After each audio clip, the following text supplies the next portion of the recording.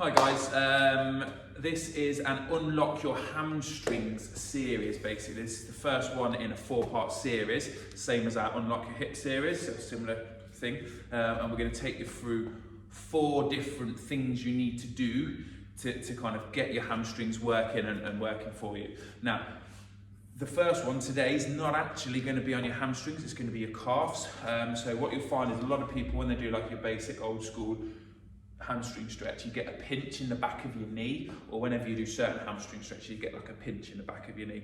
It's often, not always, but it's often your kind of your calf and your soleus area being too tight, that's then can kind of pass through to the back of your knee and into your hamstrings. So the first, I'm going to talk with Livy through it and explain it to you guys as we go.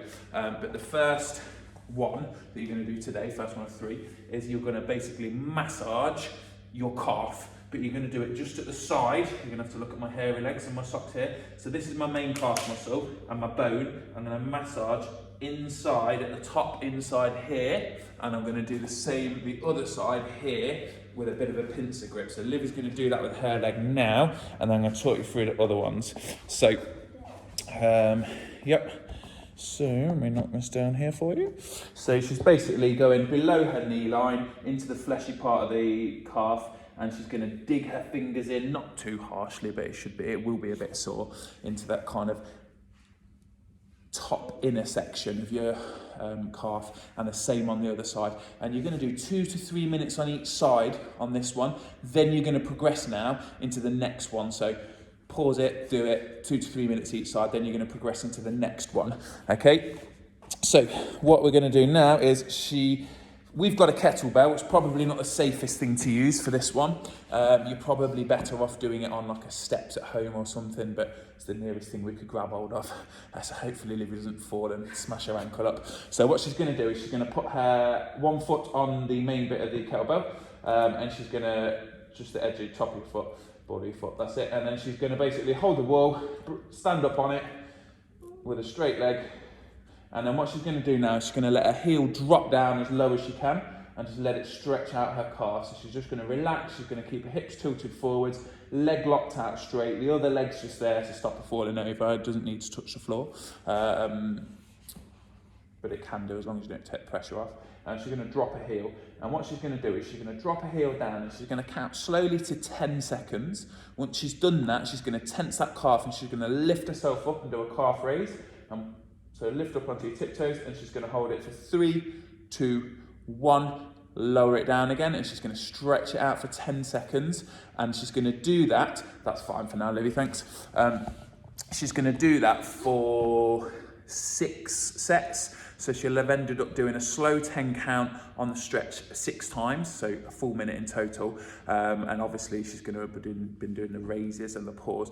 And the reason we do it that way is because we want to both stretch and strengthen the muscle, because a lot of muscles get really tight and angry because they're not as strong as they should be. When they're as strong as they need to be and we're stretching them, they're then both strong and flexible, and they'll stop giving you so much grief. So they're the first 2, and the last one we're going to do is to get the calf in a few more angles in case there's any particular things annoying it. So if you look here, this time you probably do want a kettlebell or something of that nature, but a smaller one, so you can have a slight lift on the front of your foot. So if you look, move your leg near me out of the way. So as she steps onto there this time, similar thing, top of her foot, the front of her foot raised, but her heel is going to touch the floor. So you want her heel to touch the floor on this one, so that it's just basically so her foot's angled upwards slightly. All the fancy physios have like slight blocks and stuff like that, but you can just put your foot on anything. And what she's going to do there, she's going to stand up straight, and she's going to push her hips forwards very slightly, just so she's properly upright. She might already feel that in her calf. Can you feel that? There you go. If you've got tight calves, obviously she has, you will feel that already. Some of you may not even be able to get to this point, and you'll need to put your other foot backwards, and your main focus is in pushing your whole body forwards while standing upright, not leaning forwards. So if Livy leans forwards, that's basically taking the pressure off of a calf. So she's going to stand upright. From there, if you want to make it harder and progress it, you want to progress towards the wall eventually. She's going to start with a step forwards, a little bit more, and keep those hips pressed forwards. So as you can see, this is hurting. What I'm going to do is I'm going to get her to demo the end one, but obviously it's going to be slightly wrong because she needs to stay where she is. You wouldn't progress until it's perfect. So from there, step forwards with a big step off your right leg and put your hands on the wall.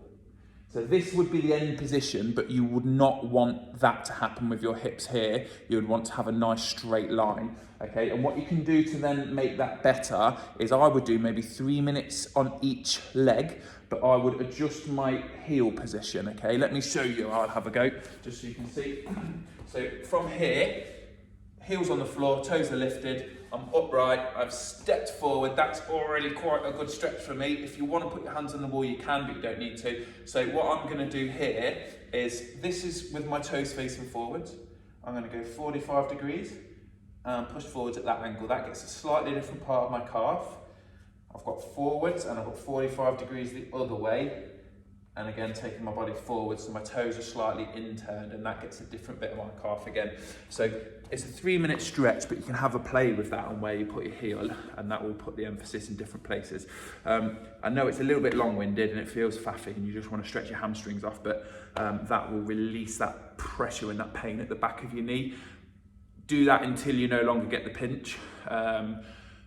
And then you don't need to do it unless it flares up again. But in the meantime, do it before you do a hamstring stretch, and then you'll get a better hamstring stretch.